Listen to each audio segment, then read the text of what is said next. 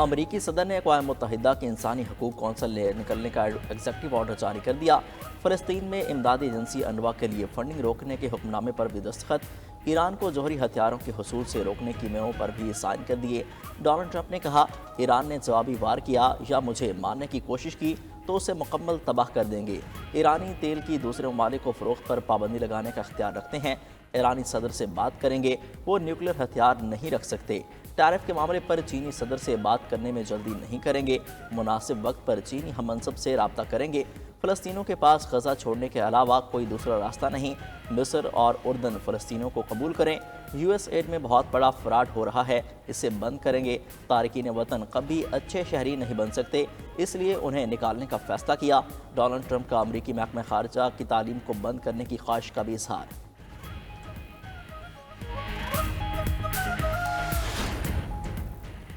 امریکہ دہشت گرد اسرائیلی وزیر اعظم کا میزبان، ڈونلڈ ٹرمپ کی نیتن یاہو سے ملاقات۔ ایمنسٹی انٹرنیشنل کا کہنا ہے امریکہ نیتن یاہو کی میزبانی کر کے بین الاقوامی انصاف کی توہین کر رہا ہے۔ عالمی فوجداری عدالت گزشتہ سال نومبر میں اسرائیلی وزیر اعظم کے وارنٹ گرفتاری جاری کر چکی ہے۔ دوسری جانب دہشت گرد اسرائیل کے معاہدے کی خلاف ورزی، طولکرم کیمپ میں ادویات، خوراک اور ضروری سامان کا داخلہ روک دیا۔ حماس اور اسرائیل کے درمیان مذاکرات کا اگلا مرحلہ رواں ہفتے کے آخر میں شروع ہوگا۔ اسرائیل نے وفد دوحہ بھیجنے کی یقین دہانی کرا دی۔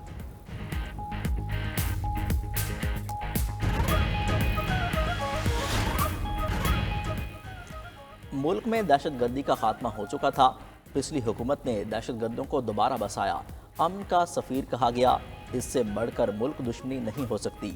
وزیر اعظم شہباز شریف کا کہنا ہے، آرمی چیف کی قیادت میں فوجی جوان دہشت گردوں کے خاتمے کے لیے سرگرم ہیں، قربانیاں رنگ لائیں گی، سر اٹھاتی دہشت گردی کو پھر سے ختم کریں گے۔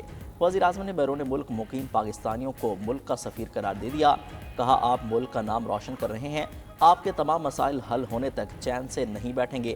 شہباز شریف کا آج یوم یکجہتی کشمیر بھرپور طریقے سے منانے کا اعلان، کہا آزادی کی تحریک میں کشمیری بھائیوں کے شانہ بشانہ ہیں، بھارتی مظالم جذبہ آزادی کو کم کرنے میں ناکام رہے، مسئلہ کشمیر جلد کشمیری عوام کی امنگوں کے مطابق حل ہوگا۔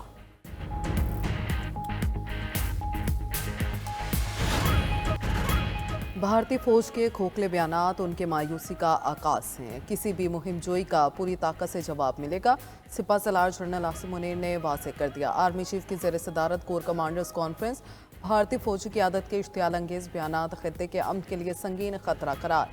ایسے بیانات بھارت کے اندرونی خلفشار اور انسانی حقوق کی خلاف ورزیوں سے توجہ ہٹانے کی کوشش ہے۔ پاک افواج ملک کی خود مختاری اور سالمیت کے دفاع کے لیے پوری طرح تیار ہیں۔ فورم کا کشمیری عوام سے مکمل اظہار یکجہتی اور غیر متزلزل حمایت کا عزم کا اعادہ۔ کور کمانڈر کانفرنس کے شرکاء کا فتنہ الخارج کی کارروائیوں کے لیے افغان سرزمین کے مسلسل استعمال پر گہری تشویش کا اظہار۔ عبوری افغان حکومت فتنہ الخارج کی موجودگی سے انکار کے بجائے اس کے خلاف ٹھوس اور عملی اقدامات کرے۔ کانفرنس کے اختتام پر آرمی چیف نے تمام فارمیشنز کی آپریشنل تیاریوں کی تعریف کی، کہا عسکری قیادت قوم کو درپیش کثیر الجہتی چیلنجز سے مکمل طور پر آگاہ ہے، عوام کی بھرپور حمایت کے ساتھ اپنی آئینی ذمہ داریوں کو پورا کرنے کے لیے پرعزم ہے۔ کشمیریوں پر ہندوستان کے غاصبانہ قبضے کو 77 برس بیت گئے۔ پاکستان سمیت دنیا بھر میں آج یوم یکجہتی کشمیر منایا جائے گا۔ مقصد کشمیریوں سے یکجہتی اور دنیا کی توجہ بدترین بھارتی مظالم کی جانب مبذول کرانا ہے۔ یوم یکجہتی کشمیر کے موقع پر ملک میں عام تعطیل، صبح 10 بجے 1 منٹ کی خاموشی اختیار کر کے شہداء سے اظہار یکجہتی کیا جائے گا۔ شہر شہر ریلیاں، سیمینارز اور تقاریب میں کشمیریوں کی مکمل حمایت کا اعادہ ہوگا۔ پنجاب حکومت کا لبرٹی چوک کو کشمیر کے نام سے منسوب کرنے کا اعلان۔ سندھ اسمبلی میں کشمیریوں کے ساتھ یوم یکجہتی کی قرارداد متفقہ طور پر منظور۔ گلگت بلتستان اسمبلی میں بھی یوم یکجہتی کشمیر کے حوالے سے قرارداد متفقہ طور پر منظور کی گئی۔ یوم یکجہتی کشمیر پر آزاد کشمیر میں تقاریب کا اہتمام۔ مظفر آباد میں مشعل بردار ریلی۔ آج کوہالہ پل پر انسانی ہاتھوں کی زنجیر بھی بنائی جائے گی۔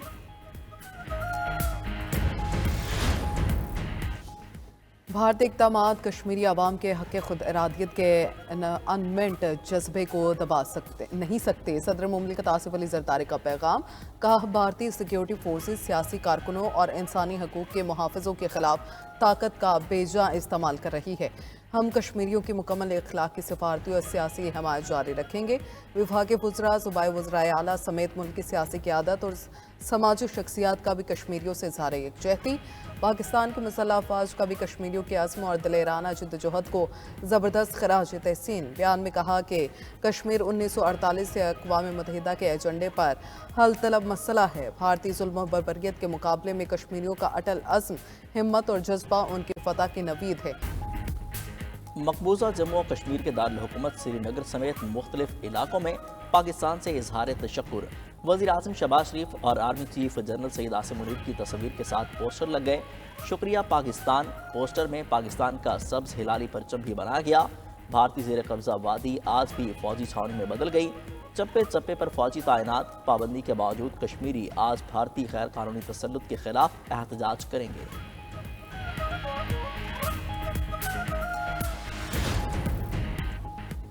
पीटीआई रहनुमा असद कैसर की रिहाइशगाह पर अपोजिशन पार्टीज की बैठक। मौलाना फजलुर रहमान, उमर अयूब, महमूद अचकज़ई, जुनैद अकबर, शाहिद खान अब्बासी की शिरकत। एलामिया में कहा गया कि शुरका ने मुल्क में फौरी नए इंतखाबात कराने का मुतालबा किया है।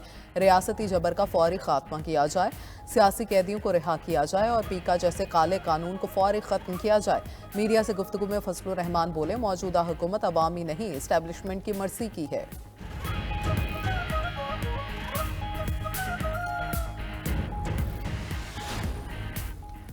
बानी पीटीआई और सजा याफ्ता मुजरिम की तरफ से कोई ख़त नहीं मिला, ना ही इस्टेब्लिशमेंट की ऐसे किसी ख़त को पढ़ने में दिलचस्पी है।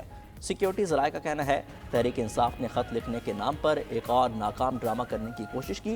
इस्टेब्लिशमेंट पहले ही ये बात वाज़ेह कर चुकी है, अगर तहरीक इंसाफ को किसी भी मामले पर बात करनी है तो सियासतदानों से करे। उधर चेयरमैन पीटीआई बैरिस्टर गोहर ने कहा, बानी पीटीआई की जानिब से आर्मी चीफ को लिखा जाने वाला ख़त पढ़ा या देखा नहीं। चेयरमैन पीटीआई बैरिस्टर गोहर की मीडिया से गुफ्तगू।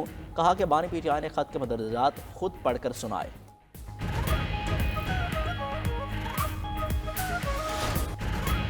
इस्लामाबाद हाईकोर्ट के 5 जजिस ने सीनियरिटी का मामला फिर उठा दिया। अदालती ज़राए के मुताबिक 5 जजिस ने रेपिटिशंस चीफ जस्टिस पाकिस्तान और chief justice Islamabad high court को भिजवा दी। कहा गया कि जज जिस हाई कोर्ट में तैनात होता है उसी हाई कोर्ट के लिए हलफ लेता है। आइन के मुताबिक दूसरी हाई कोर्ट में ट्रांसफ़र होने पर जज को नया हलफ लेना पड़ता है। दूसरी हाई कोर्ट में ट्रांसफ़र होने वाले जज की सीनियरिटी नए हलफ के मुताबिक तय होगी। अदालती ज़राए के मुताबिक जजेस की दायर रेपिटिशंस सीनियरिटी से मुतल्लिक है, जजेस के तबादले से कोई ताल्लुक नहीं।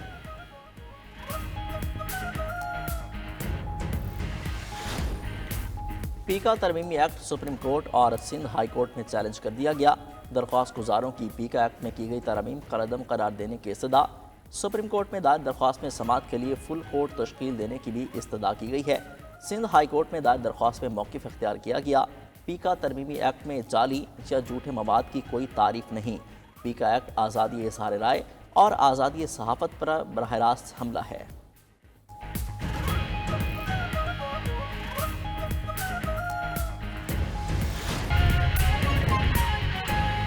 हेडलाइंस आपने जानिए बुलेटिन का आगाज। सबसे पहले बात करेंगे इस्माइली कम्युनिटी के रूहानी पेशवा प्रिंस करीम आगा खान 88 साल की उम्र में इंतकाल कर गए। प्रिंस करीम आगा खान का इंतकाल पुर्तगाल के दारुल हुकूमत लिस्बन में हुआ। मौलाना शाह करीम अल हुसैन इस्माइली कम्युनिटी के 49वें इमाम थे। रवायात के तहत प्रिंस करीम आगा खान के जानशीन को नामजद कर दिया गया है। इस्माइली कम्युनिटी के रूहानी पेशवा प्रिंस करीम आगा खान 88 साल की उम्र में इंतकाल कर गए। जी बिल्कुल, आपको बताते चलें कि इस्माइली कम्युनिटी के रूहानी पेशवा प्रिंस करीम आगा खान 88 साल की उम्र में इंतकाल कर गए हैं। प्रिंस करीम आगा खान का इंतकाल पुर्तगाल के दारुल हुकूमत लिस्बन में हुआ। मौलाना शाह करीम अल हुसैनी इस्माइली कम्युनिटी के 49वें इमाम थे। रिवायात के तहत प्रिंस करीम आगा खान के जानशीन को नामजद भी कर दिया गया है। आपको एक बार फिर बताते चलें कि इस्माइली कम्युनिटी के रूहानी पेशवा प्रिंस करीम आगा खान 88 साल की उम्र में इंतकाल कर गए हैं। प्रिंस करीम आगा खान का इंतकाल पुर्तगाल के दारुल हुकूमत लिस्बन में हुआ। मौलाना शाह करीम अल हुसैनी इस्माइली कम्युनिटी के 49वें इमाम थे। रिवायात के तहत प्रिंस करीम आगा खान के जानशीन को भी नामजद कर दिया गया है। आपको एक बार फिर बताते चलें कि इस्माइली कम्युनिटी के रूहानी पेशवा प्रिंस करीम आगा खान 88 साल की उम्र में इंतकाल कर गए हैं। प्रिंस करीम आगा खान का इंतकाल पुर्तगाल के दारुलहुकूमत लिस्बन में हुआ। मौलाना शाह करीम अल हुसैनी इस्माइली कम्युनिटी के 49वें इमाम थे। रिवायात के तहत प्रिंस करीम आगा खान के जानशीन को भी नामजद कर दिया गया है। इस्माइली कम्युनिटी के रूहानी पेशवा प्रिंस करीम आगा खान 88 साल की उम्र में इंतकाल कर गए हैं।